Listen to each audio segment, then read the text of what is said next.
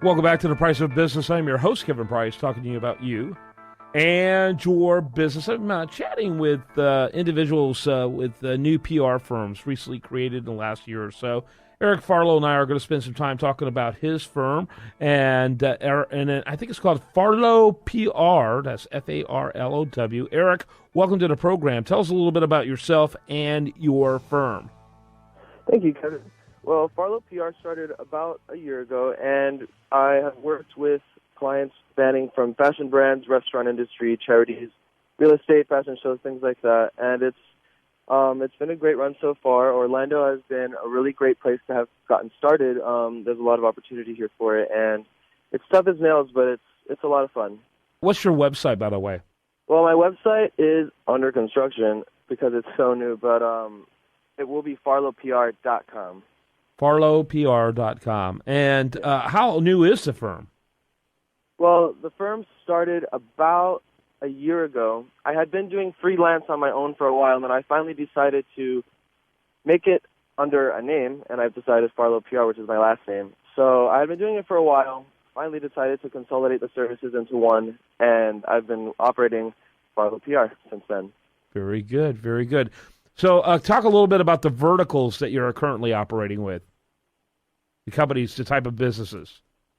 So right now I am working with the musician, and I'm working with the real estate firm, and I'm working with charities. So basically it's my job to get them into the media. Sometimes I'll handle their social media plans and social media strategy. So it's really my job to make sure that the community knows about them nationwide, worldwide, whatever it may be. Any product launches and events, it's my job to make sure everyone knows about it. Yeah. Okay. Very good. Tell me about the challenges that you've had creating a new firm. Some of the challenges is actually with staff sometimes. It's really, really hard to find people who are dedicated and don't flake out on a lot of the tasks because it really isn't a 9 to 5. It's an all-day, 24-hour job. You know, you may get calls in the middle of the night of a PR crisis. You may have to be up till 5 a.m. sending out press releases. It really isn't an hourly office job. So it's really hard sometimes to find people who are really dedicated and really believe in the client, because that's another thing, dedication to the client is really important. Yeah, no question about it.